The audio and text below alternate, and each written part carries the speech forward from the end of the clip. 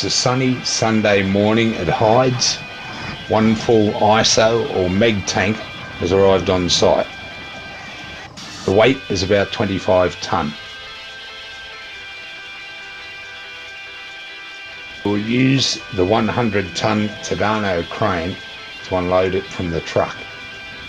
Most think that a 100 tonne crane can lift a maximum of 100 tonne, but in fact the crane capacity depends on the number of part lines or reeves that are extended and the distance from the lifting point.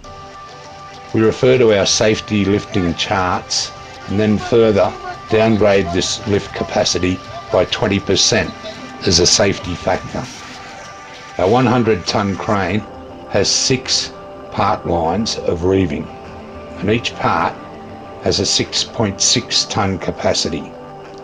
This means that the 100 tonne crane has only 39.6 tonne maximum rated capacity.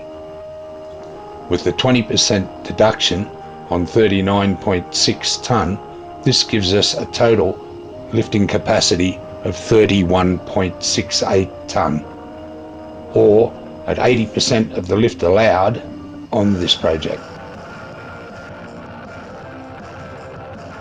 So far, going back to the real scenario of lifting the ISO tank, the crane is set up to its configuration. The truck position is 10.66 metres away from the crane radius. The operator checks the load chart and finds that at 10.66 metres it gives him 18.8 tonne capacity, with 20.8 metres of boom length at 68.1 degrees on the boom angle. On this basis, the crane cannot lift and might tip over. The crane operator advises his rigger to move the truck closer to the crane. At 7.62 metre radius, that will give 34.56 tonne capacity of the crane, with 16.4 metres of boom length and 53.7 degrees on the boom angle.